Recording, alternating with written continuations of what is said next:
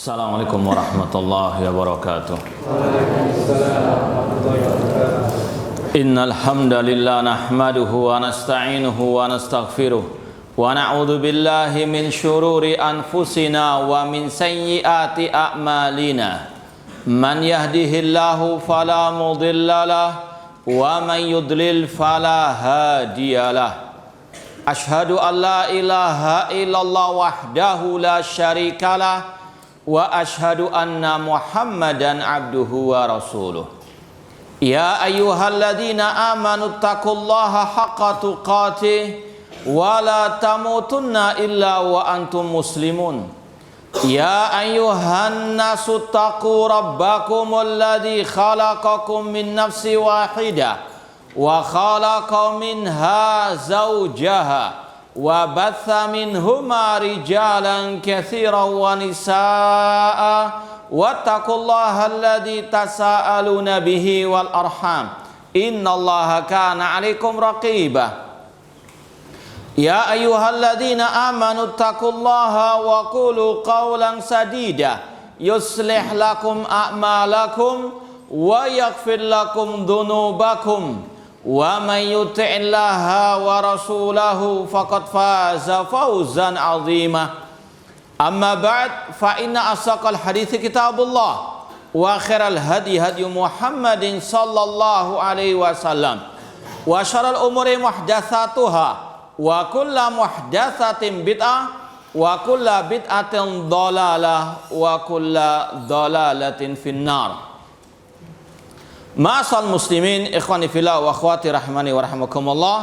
Alhamdulillah, segala puji bagi Allah Subhanahu wa taala yang mempertemukan kita kembali dalam kajian kitab Hadhihi Da'watuna wa Aqidatuna oleh Asy-Syaikh Al-Muhaddits Abu Abdurrahman Muqbil bin Hadi Al-Wadi'i rahimallahu taala.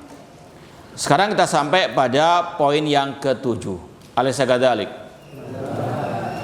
Taib, man yaqra minkum?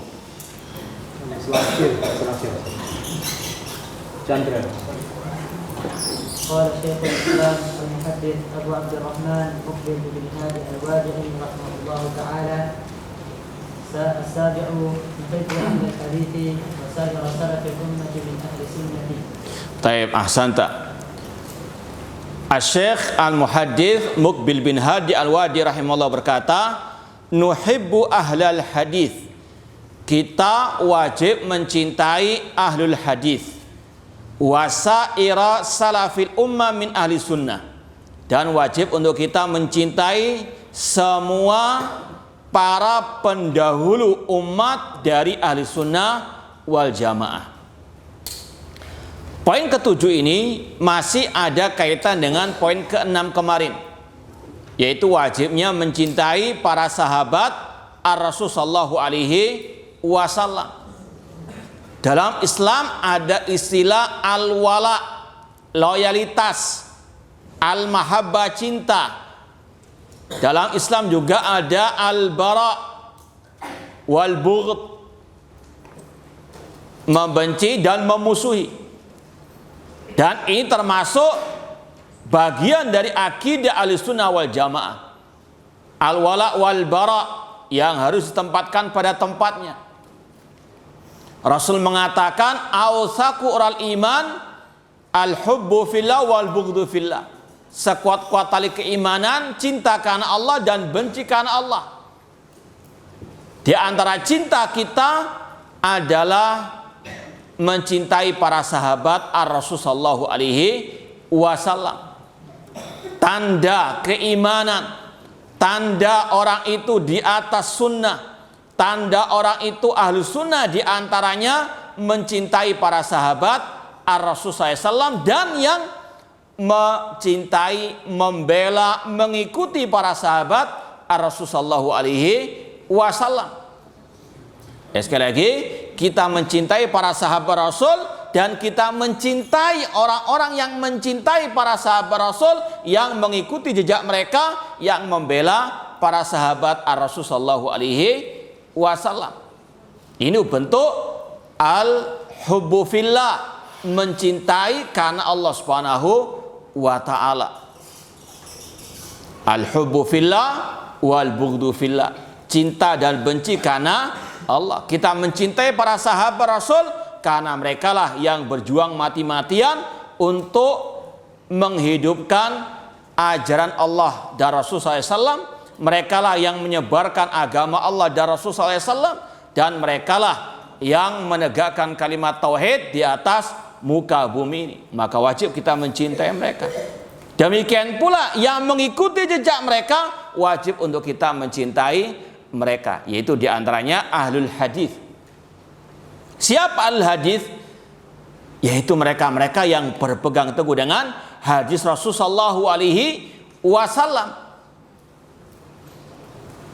terutama dari kalangan para ulama ahlul hadis.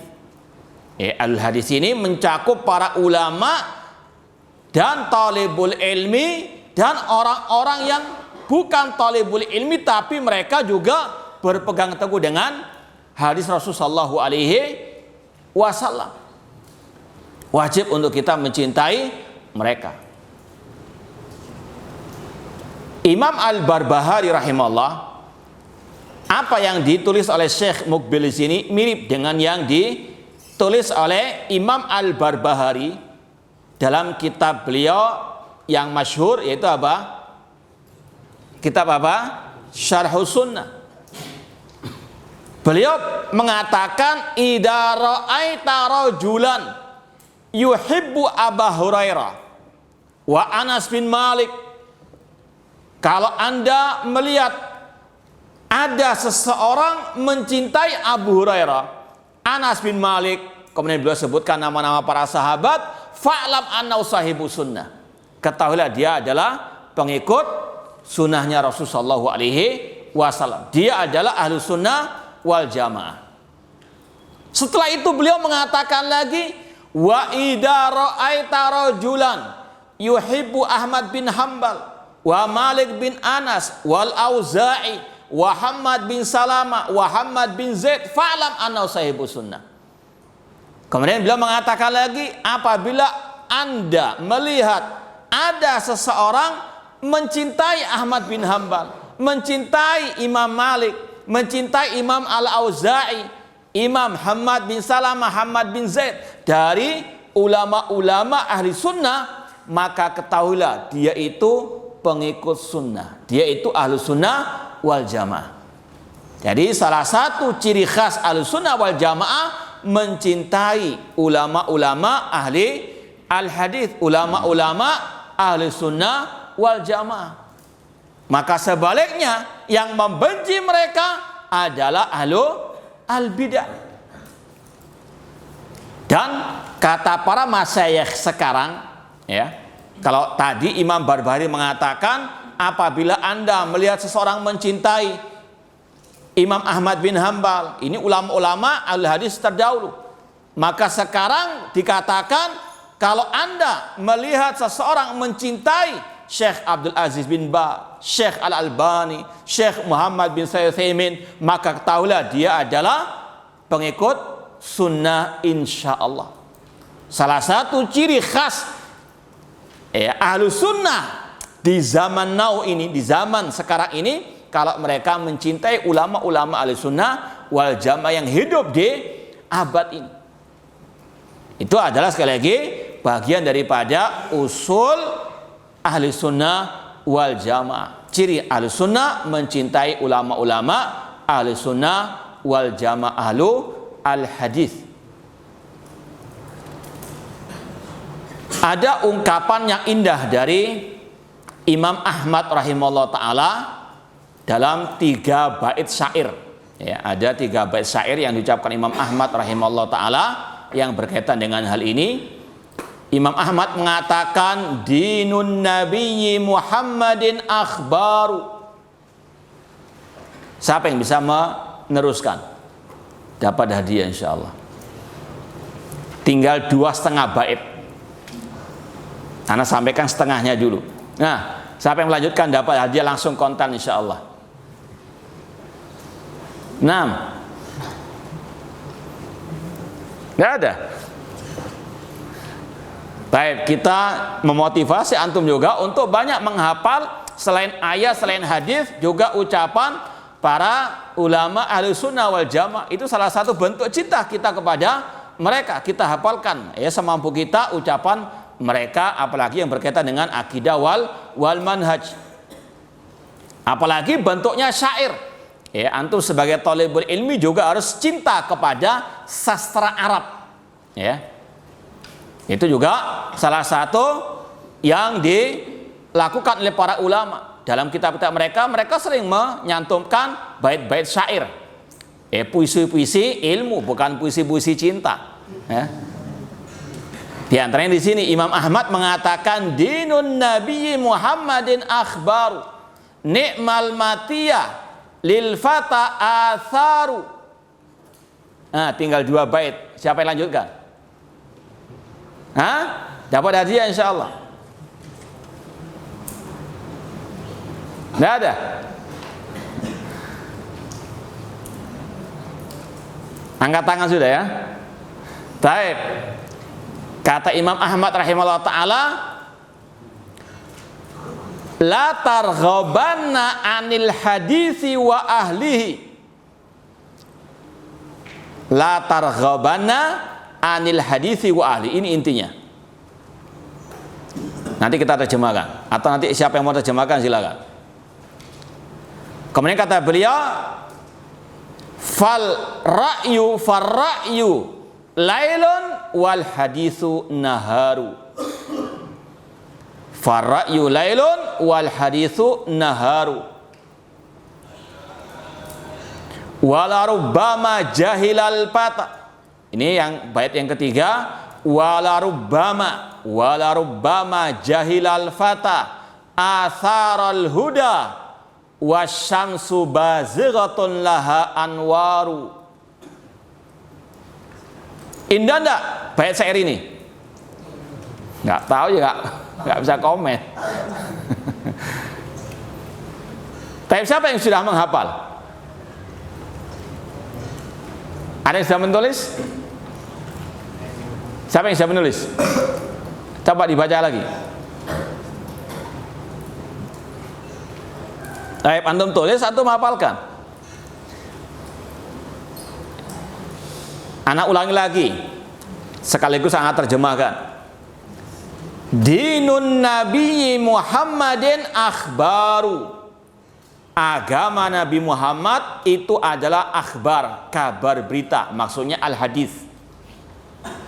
Dinun Nabi Muhammadin akhbaru ni'mal matiyatu lil fata atharu. Sebaik-baik yang dipegang erat oleh seorang pemuda adalah al-athar, yaitu hadis Rasul, sunnahnya Rasul sallallahu alaihi wasallam. Ni'mal matiyah lil fata atharu. Bait yang kedua, la targhabanna anil hadisi wa ahlihi. Jangan membenci hadis Rasul dan yang berpegang teguh dengan hadis Rasul sallallahu alaihi wasallam. La targhabanna anil hadisi wa ahlihi. Farra'yu lailun. Akal, pendapat, logika manusia itu seperti malam. Farra'yu lailun, gelap gulita. Namun al-hadis naharu, namun hadis itu seperti siang yang terang benderang. Kemudian bait yang ketiga, wala rubbama jahilal fata atharal huda. Barangkali orang itu tidak tahu tentang hidayah, petunjuk. Padahal matahari terang benderang dengan sinarnya. Itu terjemahan kurang lebihnya ucapan Imam Ahmad rahimallahu ta'ala. Ini intinya berkaitan dengan ahlul hadis. Wajib mencintai para ahli hadis, terutama dari kalangan para ulama. Nuhibbu ahla al-hadis. Dan ahlul hadis itulah ahlus sunnah wal jamaah. Bukan hanya yang paham hadis tapi tidak mau berpegang teguh dengan al-hadis. Banyak kelompok-kelompok sesat, mereka juga mempelajari al-hadis. Bahkan ada kelompok yang insya Allah masyhur di kalangan kaum muslimin di negeri kita, kalau masuk masjidnya harus dipel kalau bukan dari golongan mereka, najis. Tapi mereka ini semangatnya belajar hadis luar biasa. Mereka kalau kajian itu kutubus sittah. Tahu kutubus sittah? Apa itu? Sahih Bukhari, Sahih Muslim, Sunan Abi Dawud, Sunan Tirmidzi, Ibnu Majah, dan mereka kajian-kajian rutinnya bahas kutubu as-sittah. Nggak ada apa-apanya antum ini. Dalam masalah tadi semangat belajar al-hadis. Cuma mereka yang pertama menafsirkannya, memahaminya dengan akal pikiran mereka, hawa nafsu mereka, atau sesuai dengan apa kata imam mereka yang mereka baiat. Yang kedua tentunya kalau sudah nggak memahami dengan benar, mereka pasti tidak mungkin bisa berpegang teguh dengan hadis tersebut. Bahkan sekedar cerita saja, waktu kita dulu di kota Madinah masih mahasiswa, kita alhamdulillah mulazamah belajar hadis waktu itu Sunan Abi Dawud bersama atau kepada Syekh Abdul Muhsin Al-Abbad Al-Badr. Itu tiap hari ba'da Jumat, ba'da salat maghrib. Suatu saat pada musim haji kita kedatangan ada satu orang dari jemaah haji.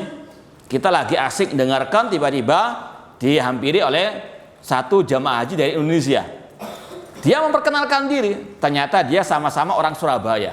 Sudah, kita sambut. Meskipun terkadang kita merasa ini ganggu karena kita lagi konsentrasi ngaji, tapi karena dia tamu ya sudahlah, apalagi dari Surabaya.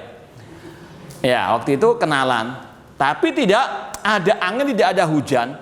Dia kelihatannya ingin untuk istilahnya menarik hati anak untuk ikut dia.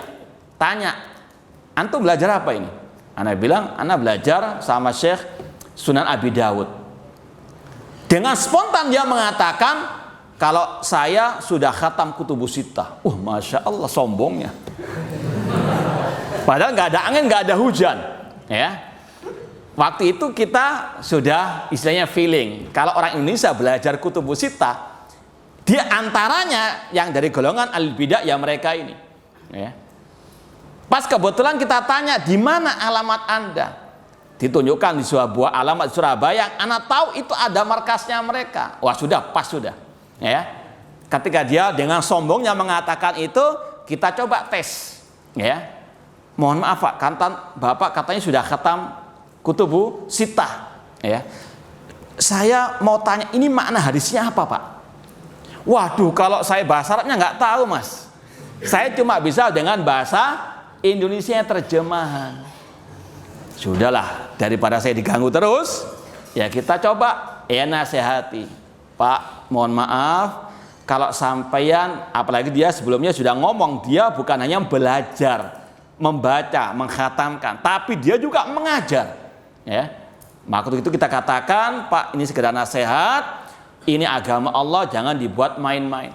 Jangan Bapak mengajarkan kitab hadis tanpa Bapak bisa bahasa Arab. Karena enggak, bagaimana Bapak akan tahu maknanya yang sebenarnya kecuali lewat bahasa Arab. Itu saya waktu itu kita tunjukkan. Itu saja ulama hadis yang asli orang Arab, Kadang beliau itu kalau mensyarah Sunan Abi Dawud pakai syarahnya juga Imam Ibnu Qayyim rahimahullah, dibacakan. Nggak mensyarah sendiri. Itu ulama. Ini kok pakai terjemahan saja. Makanya kalau ada dai ngaku salafi, ngajar hadis pakai terjemahan saja, nggak ada bedanya dengan orang-orang itu. Paham ya? Paham nggak? Nah, ini sekali lagi ahlul hadis ini bukan hanya yang belajar hadis saja, masya Allah, paham apa itu hadis sahih, dhaif, maudhu, apa itu mustalah hadis. Bukan itu yang utama. Yang utama yang mereka berpegang teguh dengan hadis Rasul. Selalu sami'na wa ata'na dalam perintahnya Rasul. Selalu sami'na wa sadaqna dalam kabar berita Rasul sallallahu alaihi wasallam. Itu sekali lagi ahlu al-hadis. Apalagi yang dari kalangan para al-ulama. Nuhibbu ahla al-hadis.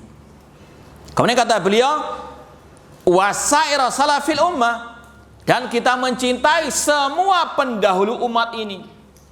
Tapi jangan diputus sampai di sini. Min ahli sunnah wal jamaah, karena pendahulu umat ini banyak. Ja'ad bin Dirham, Jam bin Safwan, Abdullah bin Saba, ya, itu juga apa? Salaf, pendahulu kita. Tapi apakah boleh kita mencintai mereka? Kenapa? Laisu min ahli sunnah, atau yang lebih dikenal dengan salafus saleh, itu yang kita apa? Cintai. Sekali lagi, ini masih ada kaitan dengan poin yang keenam, kita wajib mencintai para sahabat Rasul dan yang mengikuti jejak para sahabat Rasul sallallahu alaihi wasallam sampai hari kiamat kelak. Tapi tentunya dibedakan, ya, kata para ulama, antara mencintai para sahabat dengan mencintai selain para sahabat. Semua ada apa? Skala prioritas, ya, ada kadarnya masing-masing. Makanya kalau kita belajar al-wala wal bara, ada al-wala 100%, loyalitas cinta 100%. Nggak boleh ada sedikit pun kebencian, yaitu kepada para sahabat Rasulullah SAW dan kepada para al-anbiya wa rusul. Kita wajib mencintai mereka 100%, ya. Adapun selain mereka, kita mencintai mereka sesuai dengan kedudukan mereka. Tentunya kita mencintai para tabi'in tidak sebesar mencintai para sahabat Rasul sallallahu alaihi wasallam. Ya, semua ada apa? Kadarnya. Poin yang ke-8. Man yaqra? Tayyib iqra. كانوا نكره علم الكلام ونرى أنه من أعظم الأسباب لتفرقة الأمة. Ahsanta. Kata Imam Al-Muhaddits Syekh Muqbil bin Hadi Al-Wadi rahimahullah, nakrahu ilmal kalam, kita membenci ilmu kalam. Wa nara annahum min a'dhamil asbab li tafriqatil ummah, dan kita mengatakan ilmu kalam adalah sebab terbesar terjadinya perpecahan umat. Ini juga kalau kita buka kitab Syarh Sunnah Imam Barbahari, apa yang ditulis oleh Syekh Muqbil ini mirip dengan yang ditulis oleh para tadi ulama ahli sunnah di antara Imam Barbahari. Setelah menjelaskan wajibnya mencintai al-hadis, wajibnya mencintai al-hadis, maka lawannya membenci ilmu kalam dan ahli al-kalam. Ya, nanti antum kalau belajar kitab Syarh Sunnah akan menemui mirip dengan yang diucapkan oleh Syekh Muqbil ini. Setelah beliau menjelaskan wajibnya berpegang teguh dengan athar, kata Imam Al-Barbahari, alaika bil athar wa ahlil athar, berpeganglah dengan athar, yaitu hadis Rasul, dan dengan ahli athar. Kemudian kata beliau, wa ilaihim fajlis, duduklah dengan ahli hadis, wa minhum iktabis, dan ambillah ilmu dari mereka, dari ahli al hadis.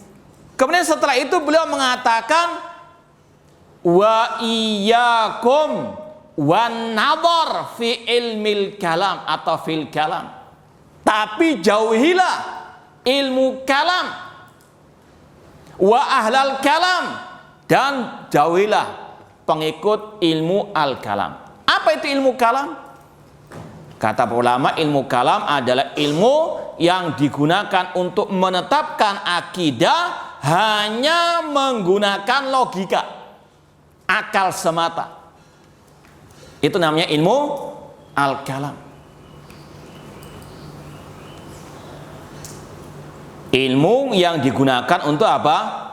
Menetapkan akidah hanya berlandaskan akal semata. Contoh, kalau ada orang yang misalnya mentafsirkan ayat-ayat sifat dengan berlandaskan akal, itulah pengikut ilmu al-kalam. Contoh, kalau ada dai misalnya membahas masalah Ar-Rahman 'alal arsy istawa, Allah istawa di atas arsy.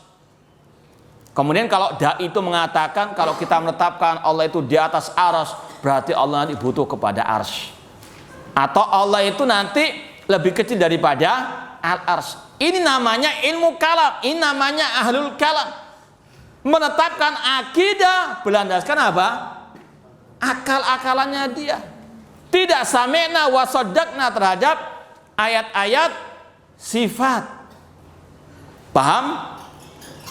Kemudian misalnya membahas masalah firman Allah, bal yadahu mabsutatan. Al-yad artinya apa?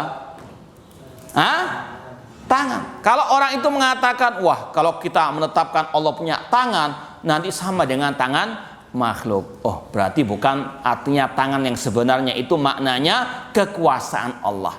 Ini namanya ahlul kalam. Yang apa? Menetapkan akidah dengan berlandaskan apa? Akal. Tidak mengikuti pemahaman para salafus saleh, para sahabat tabi'in dan tabi'ut tabi'in, yang mereka langsung membenarkan betul Allah punya kedua tangan, tapi tangan Allah nggak sama dengan tangan makhluk. Ini ciri ahlus sunnah wal jamaah. Tidak mentakwilkan dengan logika atau akal-akalannya. Sekali lagi, apa itu ilmu kalam? Ilmu yang digunakan menetapkan akidah hanya berlandaskan akal semata. Tadi semua ditakwil dengan akalnya. Ini namanya ahlu al-kalam. Kata beliau, wajib kita membenci ilmu kalam, karena itu bid'ah, karena itu menyimpang dari ajaran Rasul dan para sahabat Ar-Rasul sallallahu alaihi wasallam. Apalagi bila sebutkan tadi, inilah sebab terbesar perpecahan umat. Apalagi kalau kita lihat dalam sejarah kaum muslimin, di antara bentuk bahaya laten ilmu kalam, bagaimana dulu para ulama ahlussunnah disiksa, dipenjara, dikriminalisasi oleh penguasa pada waktu itu dengan bisikan dari ahlul bidah karena ilmu kalam. Itu masalah fitnah khalqil Quran. Ketika itu ahlul kalam yang dipelopori oleh kelompok Jahmiyah, kelompok Mu'tazilah dengan tokohnya Ahmad bin Abi Duat, mereka mengatakan Al-Quran makhluk. Kemudian dijadikan undang-undang waktu itu, dan para ulama yang menyelisihinya dipenjara sampai ada yang terbunuh. Naudzubillah min dzalik. Ini menunjukkan sebab perpecahan umat karena mereka jauh dari al-athar, al-hadis, as-sunnah, dan mereka apa? Berpegang dengan ilmu al-kalam. Kalau sekarang lebih kerennya dinamakan ilmu filsafat. Ya. Naudzubillah min dzalik. Islam tidak pernah mengenal ilmu filsafat atau ilmu kalam. Itu ilmu dari orang-orang al-kuffar, baik dari filosof Yunani, dari Romawi. Ya. Kalau mau disebutkan namanya Aristoteles, Platon, apalagi? Toples ya. Ini sekali lagi adalah kelompok-kelompok yang menyimpang dari Al-Quran dan Sunnah Rasulullah SAW.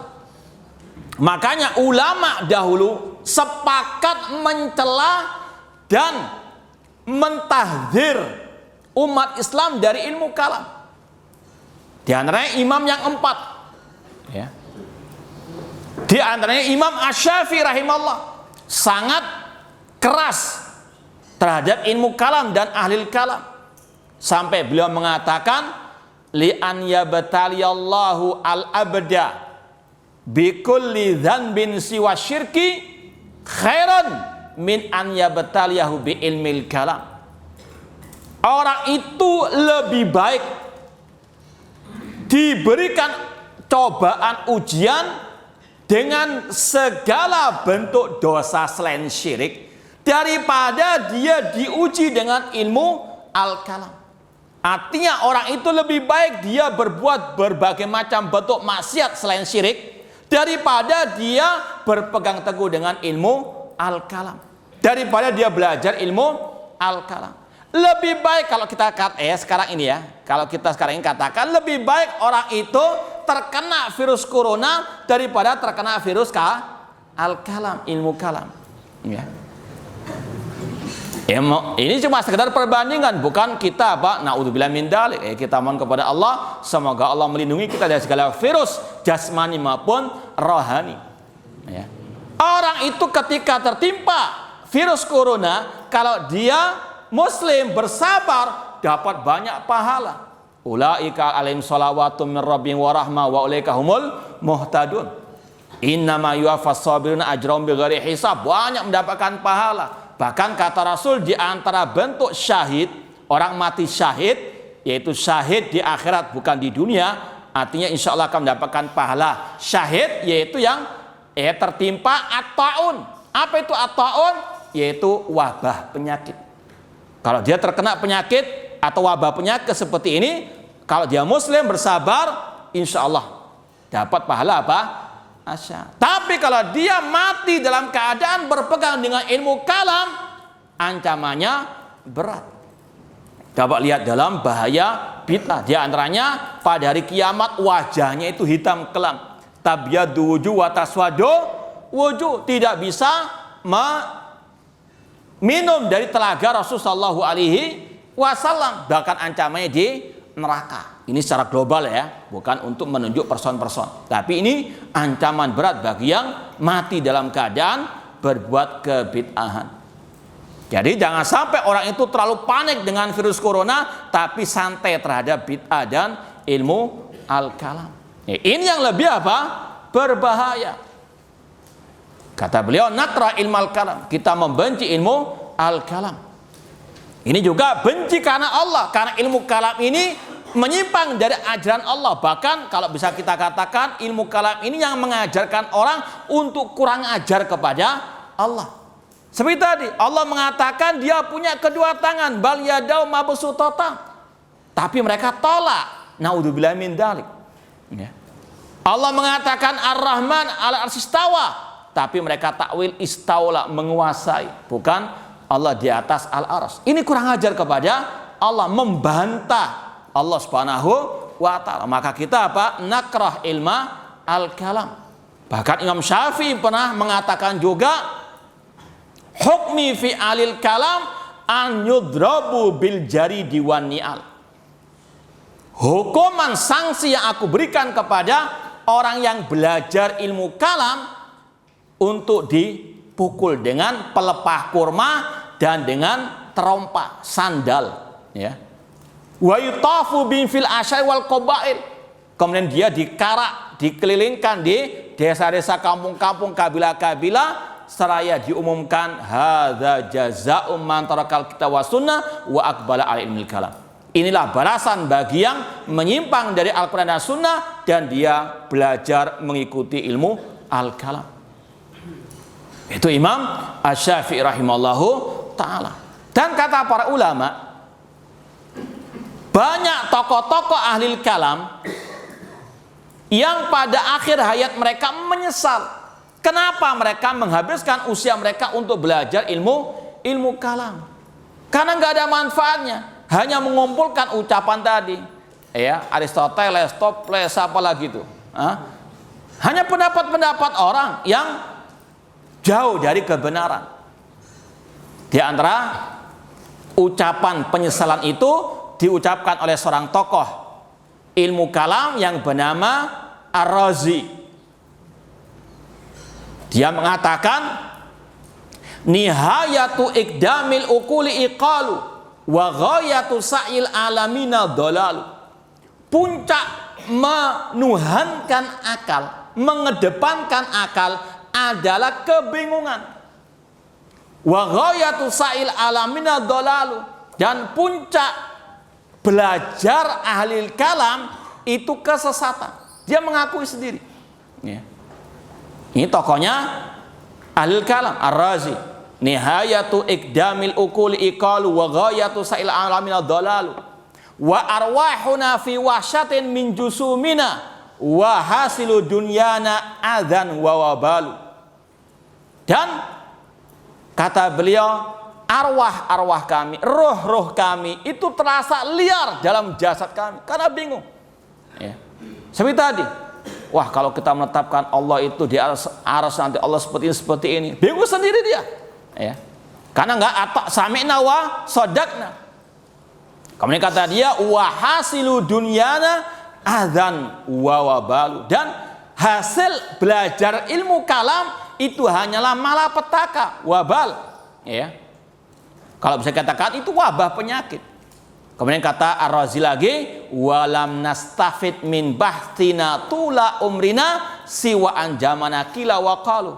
Dan kami tidak mengambil faedah dari belajar ilmu kalam kecuali hanya mengumpulkan kila waqalu. Tadi pendapat fulan yang semuanya saling apa? Bertabrakan. Bingung sendiri.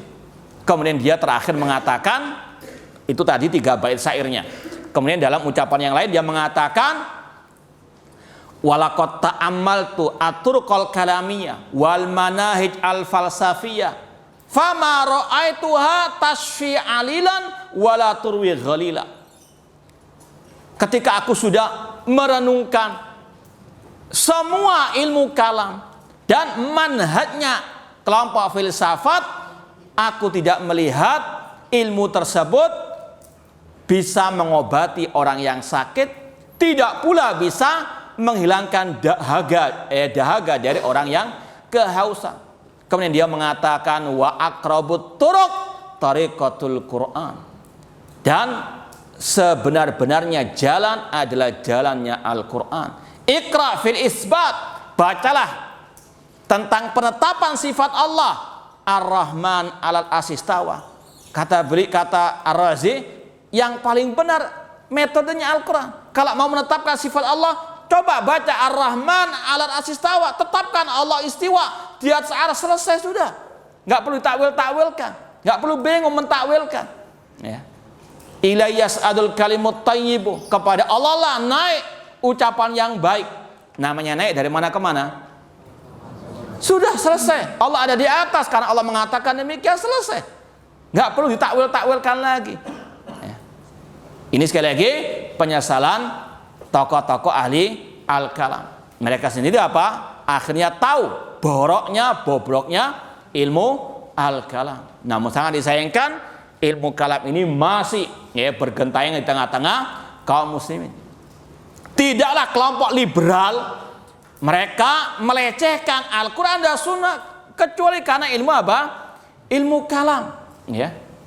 Apalagi mereka mengatakan Al-Quran itu multi tafsir. Itu salah satu permainan licin mereka. Ahlul kalam itu lici bin apa? Apalagi? Nah itulah. Kalau kita katakan ahlul kalam itu orang yang ruwet bin jelimet bin apa? Ribet. Itu sudah. Ya. Kata para ulama, mereka ini perumpamaannya. Kalau ditanya mana telinga kananmu, jawabnya begini. Nah itu ahlul kalam. Ya. Kalau orang yang waras, mana telinga kananmu? Selesai sudah. Tapi mereka begitu ahlul kalam. Mana telinga kananmu? Ini bulat dulu. Ya, itulah alum bulat jelimet bin ribet. Ya.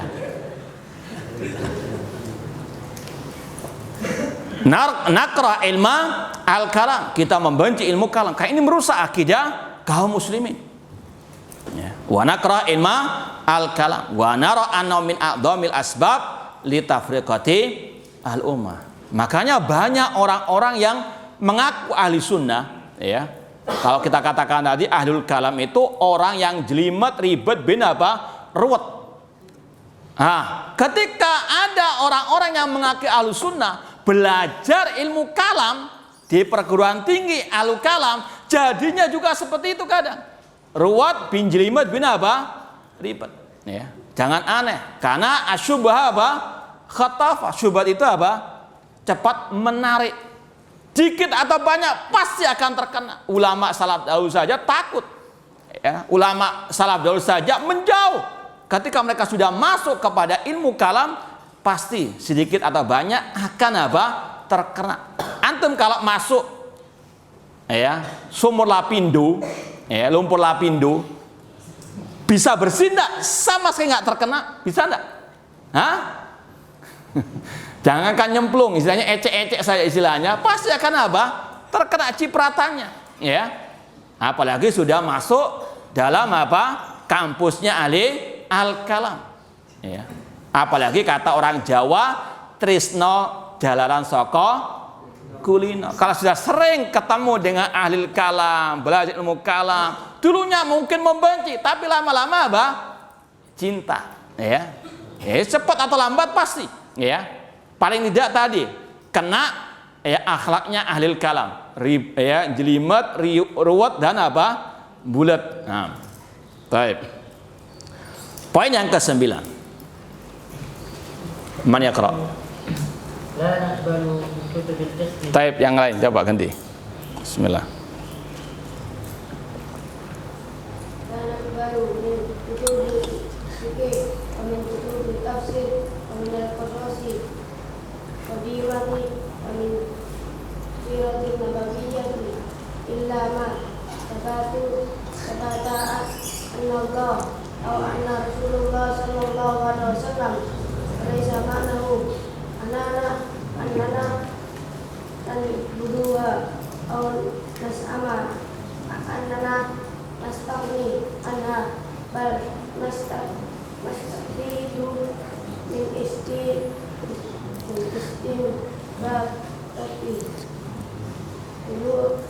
ulama ina fuqaha'i wa ghairihim walakin la takbalu al-hukma illa dalil sahih. Baik, ahsanta. Paling tidak kita menghargai, ya, keberanian untuk membaca daripada yang, ya, takut-takut tadi. Nah, ini tapi kalau antum mau, ya, mensakali, kita, ya, ulangi lagi, kita betulkan lagi. Qala asy-Syaikh Abu Abdurrahman Muqbil bin Hadi Al-Wadi rahimahullah taala, la naqbalu min kutubil fiqhi wa min kutubit tafsiri wa minal qasasil qadimati wa minas siratin nabawiyyati illa ma thabata anillahi au an rasulillahi sallallahu alaihi wasallam. Kita terjemahkan dulu. Kita tidak boleh menerima apa yang ada dalam kitab-kitab fikih atau yang ada dalam kitab-kitab tafsir atau dari kisah-kisah masa lalu atau dari sirah nabawiyah kecuali yang sahih ila masabat, artinya kecuali yang sahih dari Allah dan Rasul sallallahu alaihi wasallam. Walaysa ma'nahu annana nanbudhuha, tapi bukan berarti kita membuang kitab-kitab tersebut. Au naz'umu annana nastaghni anha, tapi bukan berarti kita mengatakan kita nggak butuh dengan kitab-kitab tersebut. Bal nastafid min istimbatati ulama'inal fuqaha, tapi kita mengambil faedah dari cara mereka para ulama fuqaha tersebut mengambil istinbat, kesimpulan hukum dari kitab-kitab tersebut. Walakin la naqbalu al-hukma illa bidalilin sahih, tapi kita tidak menerima hukum para ulama dalam kitab-kitab tersebut kecuali berdasarkan dalil yang sahih. Ini salah satu ciri khas minhaj firqatin najiyah Ahlussunnah wal Jamaah. Ini masih ada kaitan sebenarnya dengan poin yang ke-7 tadi. Kita cinta ulama-ulama Ahlussunnah, tapi kita wajib meyakini mereka ini manusia biasa, bisa benar bisa salah. Ya. Apa yang mereka tulis dalam kitab-kitab mereka, terutama tadi kitab fikih, kitab tafsir, kitab tadi sejarah, enggak semua itu benar. Ada yang sahih, ada yang dhaif, ada yang maudhu. Ya. Ada kesimpulan-kesimpulan, pendapat-pendapat ulama-ulama fikih yang tidak semuanya benar. Paham ya? Dan itu yang Rasul isyaratkan. Rasul mengatakan idza ijtahadal hakim fa asaba falahu ajran. Apabila ada seorang hakim, ulama, beristihad dan dia benar, dia mendapatkan 2 pahala. Wa in akhta falau ajrun wahid. Kalau dia salah, dapat 1 apa? 1 apa? Pahala. Artinya yang beristihad nggak semuanya benar. Ada yang benar, ada yang apa? Salah. Ini ulama ya, bukan yang jahil namun ngelama. Ya, jahil namun ngelama beristihad dapat 2 dosa. Ya. Dosa yang pertama berkata tanpa apa? Al ilmu. Dan yang kedua kebanyakan memang apa? Salah. Ya.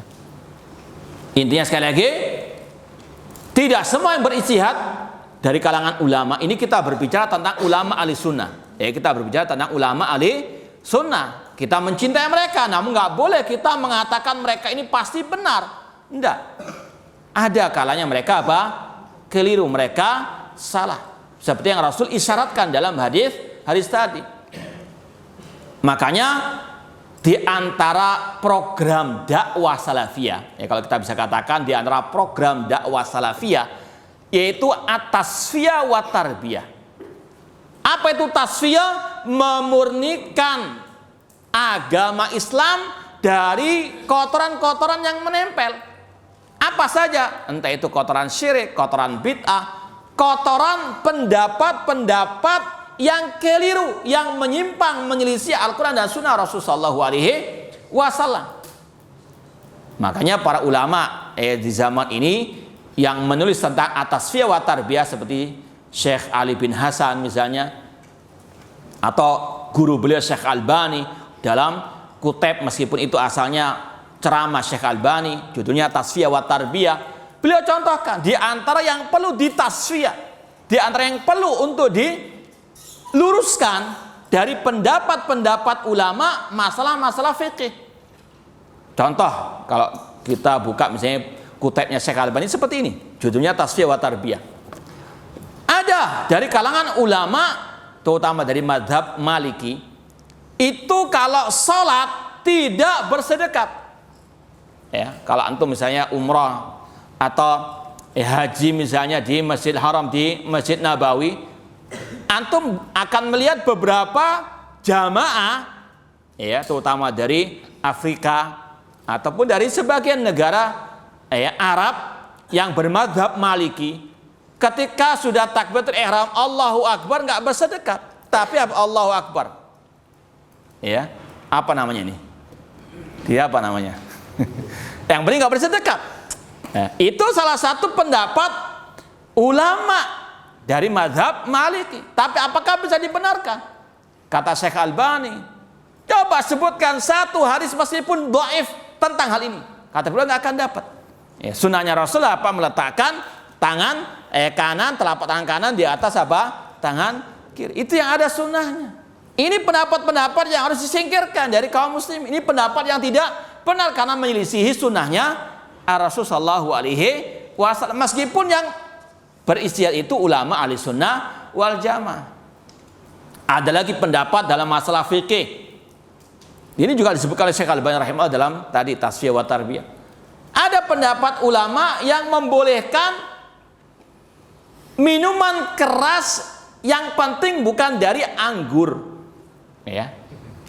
Kalau misalnya ada minuman keras dari duren, dari jeruk atau dari singkong misalnya, itu kata mereka, kata sebagian ulama-ulama madhab boleh.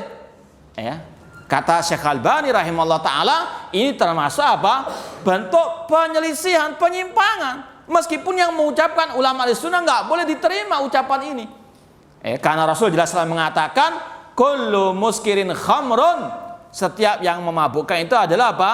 Khamr, minuman keras. Wa kullu khamrin haram, setiap khamr itu apa? Haram. Secara umum tidak boleh dikhususkan hanya dari apa? Anggur saja. Paham? Nah, ada pula pendapat ulama dari mazhab Hanafi yang membolehkan nikah tanpa wali. Perempuan boleh menikahkan dirinya sendiri. Padahal Rasul mengatakan la nikah illa biwali. Jadi tidak semua dalam kitab fikih kita bisa apa? Terima begitu saja. Semuanya wajib ditimbang kembali dengan timbangan Al-Quran dan Sunnah Rasulullah SAW, tentunya dengan pemahaman para as-salafus saleh. Dari kitab fikih. Demikian pula dalam kitab tafsir. Ya. Ini kita sekali lagi ngomong kitab-kitab ulama ahli sunnah. Kalau ulama-ulama ahli bidah kita tinggalkan sudah. Nggak usah dipisah mana yang hak mana yang batil, tidak, sudah tinggalkan. Ya. Ini kita sekali lagi jangan antum salah paham atau gagal paham. Kita bicara tentang ulama ahli hadis. Kita bicara tentang kitab-kitab mereka. Tidak semuanya kita bisa terima begitu saja. Kita timbang lagi dengan timbangan Al-Quran dan Sunnah Rasulullah SAW. Demikian pula dalam kitab tafsir. Ya.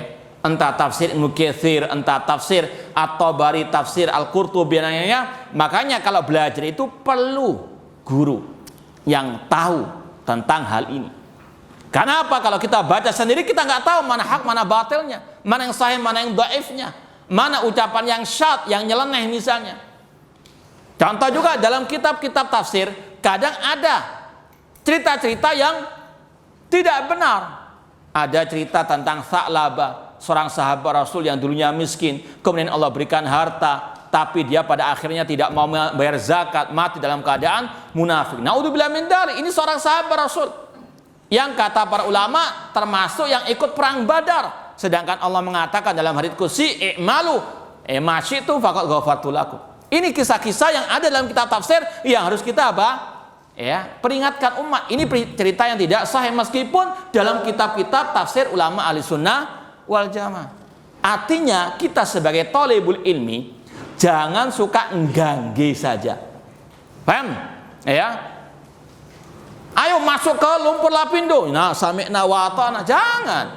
Ya, seperti yang kita sampaikan pada kesempatan yang lalu. Kalau ada misalnya kepala kurikulum misalnya menyuruh antum untuk belajar kepada al-bidah, antum harus apa?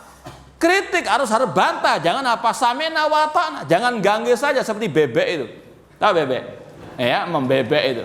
Ya, suruh nyemplung sumur masuk, suruh nyemplung lumpur masuk api, naudzubillah min dzalik. Ya, timbang kami dengan aku dari sunnah Rasulullah SAW. Nah, demikian pula dalam sirah an-nabawiyah. Ya, tidak semua yang ada dalam sirah nabawiyah, dalam kitab-kitab sirah nabawiyah itu ada semuanya sahih, tidak. Misalnya kisah Rasul dulu ketika masuk di Gua Thaur, kemudian dikejar-kejar oleh kaum musyrikin. Kenapa mereka enggak kelihatan Rasul? Karena ada apa? Sarang laba. Nah, ini juga kata para ulama kisah-kisah yang tidak sahih. Harus apa? Ditasfiyah. Nah, antum mungkin pernah dalam buku bahasa Arab ada seorang yang digambarkan seperti orang yang idiot. Pernah mendengar? Siapa namanya? Juha. Padahal kata para ulama, beliau ini seorang ulama tabi'in.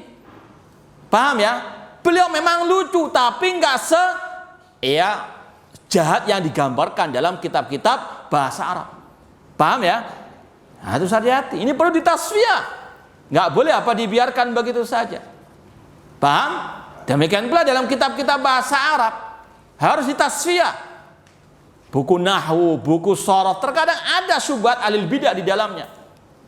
Ya, contoh yang pernah dulu kita baca dalam kitab nahwu, ada sebuah kitab nahwu besar. Itu ketika membahas masalah mudhaf ilaih. Belajar kan sudah mudhaf ilaih ya? Ya. Kata mereka, sabda Rasul yanzilu rabbuna tabaraka wa ta'ala. Sebetulnya itu kata mereka dalam buku itu, dalam ilmu nahwu, sebetulnya ada mudhaf yang dihapus. Kan biasa dalam bahasa Arab kan ada itu yang dihapus dan sebagainya. Sebetulnya kata mereka yanzilu rahmatu rabbina. Itu dalam bab hadzful mudhaf wa yaqumu maqamahu al mudhaf ilaih. Lewat bahasa Arab mereka ini untuk menyusupkan apa? Akidah-akidah sesat mereka. Maka harus hati-hati. Jangan apa? Begitu saja diterima. Timbang kami dengan timbangan Al-Quran dan Sunnah dengan pemahaman para salafus soleh. Tapi bukan berarti kita membuang kitab-kitab tafsir, kitab-kitab tadi fikih para ulama tersebut, tidak. Ya, kita tetap mengambil yang hak dari ulama-ulama Ahlussunnah tersebut, terutama dalam cara mereka mengambil istinbat hukum. Ya, artinya wasat pertengahan. Ya, kita menyikapi ulama yang keliru, kita apa? Ambil al-haq, ilmu yang sesuai dengan Al-Quran dan Sunnah, tapi yang nggak sesuai kita tinggalkan. Dan tetap sekali lagi harus ada tadi tasfiyah wa tarbiyah. Lakin la naqbal al-hukma illa bidalilin sahih. Yakfi? Baik, insyaallah karena antum ada hajat juga katanya. Insyaallah kita cukupkan sekian. Kita akan lanjutkan poin ke-10 di pertemuan yang akan datang insyaallah taala.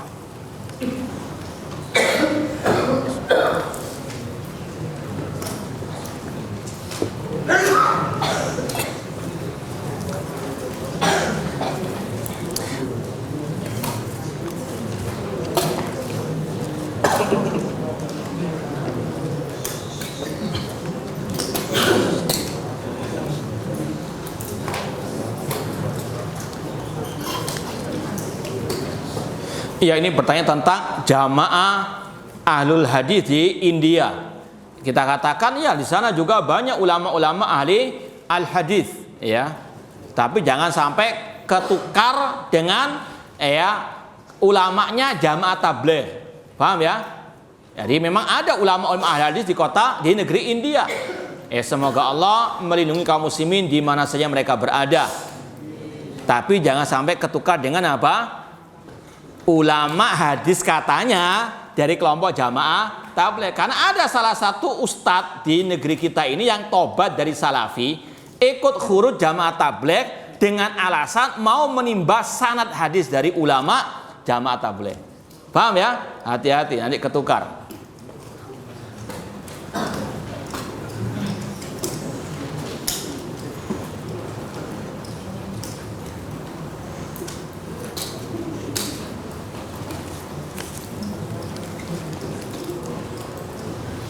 Apakah ilmu kalam bisa mengeluarkan pelakunya dari agama Islam? Iya, kalau memang sudah sampai menyimpang dalam usulul iman, arkanul iman.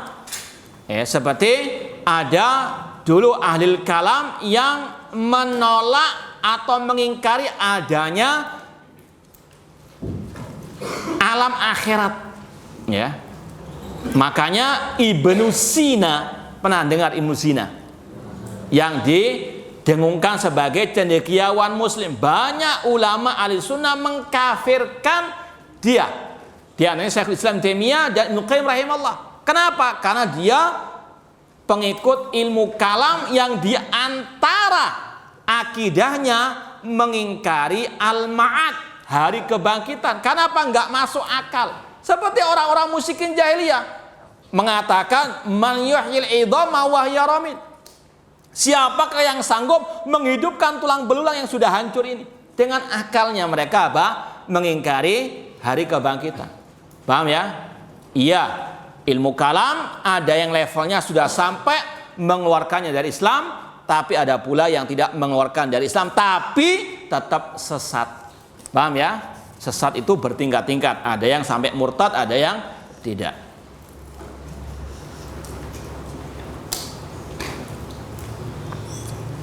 Kata Ustadz tadi, ilmu kalam adalah wabah penyakit. Maksudnya penyakit dalam urusan apa? Agama. Jangan gagal paham antum. Ya, ini wabah penyakit, tapi akibatnya itu bisa apa? Sesat dan bisa menjadikan orang sengsara di dunia wal akhirah. Beda dengan wabah penyakit yang kita maksud, yaitu apa? Penyakit jasmani. Ya. Ilmu kalam itu wabah penyakit rohani yang lebih berbahaya daripada apa? Wabah penyakit virus corona yang merupakan wabah penyakit jasmani. Jangan gagal paham. Ya, nanti berbondong-bondong belajar ilmu kalam katanya wabah penyakit, tapi kalau mati kan syahid. Sangit iya. Kalau belajar ilmu kalam kemudian mati. Paham ya? Makanya Rasul dulu berdoa kepada Allah, wala taj'al musibatana fi dinina, ya Allah, jangan engkau jadikan musibah yang menimpa kami dalam urusan agama kami.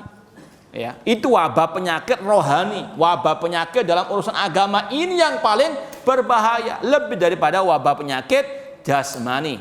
Namun tetap kita berdoa kepada Allah, semoga Allah menjauhkan kita dari segala bentuk wabah penyakit jasmani maupun rohani. Minta tolong ulangi syair Imam Ahmad tadi. Coba siapa yang bisa mengulang? Meskipun dengan tulisannya. Siapa yang baca? 6. Ayo bisurah.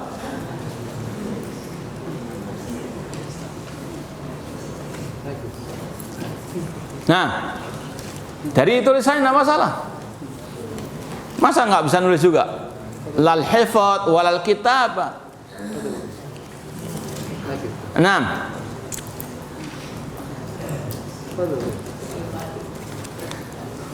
Dinun Nabi Muhammadin akhbaru, ni'mal matiyatu lil fata atharu, la targhabanna anil hadithi wa ahlihi, farra'yu lailun wal hadithu naharu, wala rubbama jahilal fata atharal huda wasyamsu bazighatun laha anwaru. Kalau yang ketinggalan nanti didengarkan lagi di rekamannya. Tolong Ustadz sebutkan hadis telaga Rasul sallallahu alaihi wasallam. Dalam Sahih Muslim, Rasul SAW mengatakan, inna likulli nabiyyin haudhan. Setiap nabi punya telaga. Walakin haudi ahla minal asal. Tapi telagaku, kata Rasul, lebih manis daripada madu. Wa abyad minal laban, lebih putih daripada susu. Man syariba minhu lam yadma minhu abada. Barang siapa meminum darinya, dia tidak akan haus selama-lamanya. Semoga Allah menjadikan kita termasuk yang meminum dari telaga Rasul di hari kiamat kelak. Kemudian kata Rasul, akan tapi ada sebagian dari umat beliau yang diusir. Kemudian Rasul mengatakan, ummati, ya Allah, mereka adalah umatku. Kata Allah, innaka la tadri ma ahdatsu ba'dak. Engkau, wahai Nabi Muhammad, tidak mengetahui apa yang mereka adakan sepeninggalmu. Kata para ulama, ada 2 golongan yang diusir dari telaga Rasul. Yang pertama yang murtad, dan yang kedua ahli al-bid'ah. Karena mereka ahdatsu ba'da Rasul sallallahu alaihi wasallam. Mengapa orang munafik mengucapkan kalimat tauhid tidak bermanfaat bagi pelakunya? Karena ucapan yang tidak diyakini oleh apa? Hati. Apa manfaatnya? Yaquluna bi afwahihim ma laysa fi qulubihim. Harus connect antara hati, antara al-lisan, dan juga amal perbuatan. Sama dengan antum di sini, antum nggak ada manfaatnya belajar di mahat ini, tapi hati antum misalnya apa ini pondok Wahabi, cuma karena terpaksa saya anak di sini, nggak ada manfaatnya. Lebih baik antum apa? Segera meninggalkan pondok ini daripada antum apa? Hilang waktu dan sebagainya, nggak connect. Semuanya juga demikian, harus connect antara hati dengan apa? Al-lisan. Nah, kalau anda seperti al-munafikin fi darkil asfali minan nar, naudzubillahi min dzalik. Bagaimana cara kita bisa membedakan hadis yang dhaif dengan hadis yang tidak dhaif? Banyak belajar. Paling tidak 50 tahun lah. Ya, karena para ulama mereka berpuluh-puluh tahun mereka meneliti al-hadis.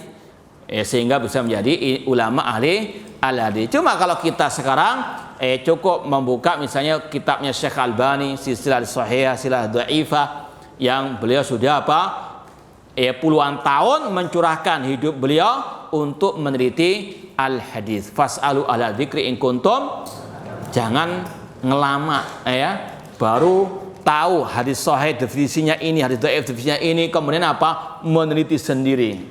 Man anta. Nah, jadi sekarang kalau kita mau tahu sahih dhaifnya, lihat buku-buku para ulama ahli al-hadis, di antaranya tadi Syekh Albani rahimahullah. Apakah dosa riya, syirik kecil lebih dahsyat daripada dosa ilmu kalam atau riba?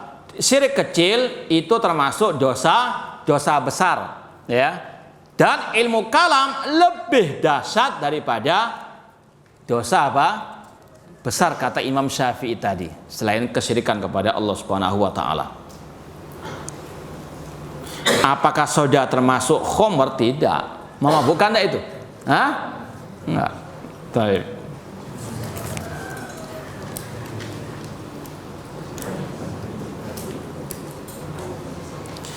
Jika ada ulama Ahlussunnah dalam mengeluarkan pendapat yang tidak benar seperti hukum meminum keras tadi selain anggur dibolehkan, apakah dari Islam? Tidak, itu ada perinciannya.